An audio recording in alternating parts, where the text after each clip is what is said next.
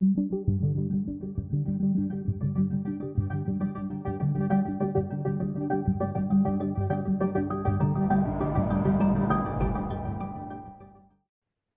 one of the things I like about your white paper is you bring in a lot of seminal work by, key names in the world of sociology.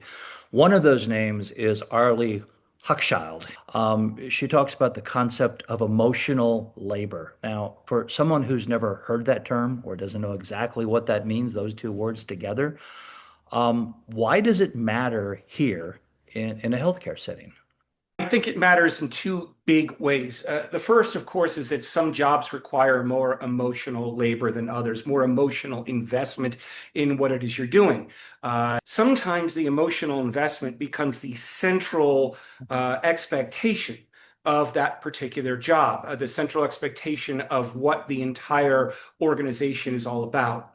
I want to add a second aspect to this, is something that Ms. Hochschild did as well, is that because there is the secondary expectation of women, forget being a nurse right now or any healthcare worker, but women in general to be more emotional. There is an expectation that they are the ones that are supposed to be putting in more emotional labor in relationships.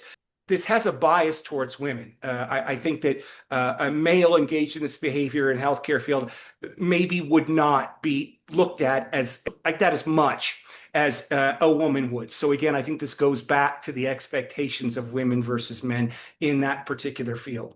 This almost adds a double-barreled kind of expectation on women. And since we know that many people in the healthcare field are women, that's going to add to it because now it's going to bring in both the professional as well as the personal in terms of expectations of what they are meant to do. And it can take a toll. It's just a recognition these expectations exist and they have to be addressed.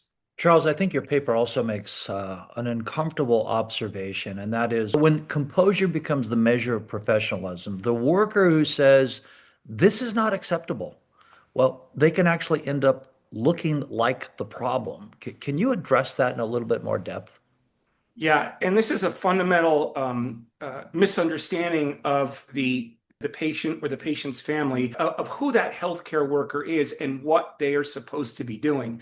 And so we could make the argument that these are completely unfair expectations in many cases and can have a detrimental effect not just on the worker's psychology, their psychological well-being, but on the interaction that's taking place within that situation, within the hospital or wherever the healthcare is happening here. The patient is expecting some level of emotion or empathy that's put into to this interaction. And that nurse might be working a 12 or 14-hour shift and they don't have an in them. They will misunderstand what they're seeing instead of empathizing with the worker. They're going to immediately take it as something personal. And so essentially, you've got this dynamic of the worker caught between a rock and a hard place.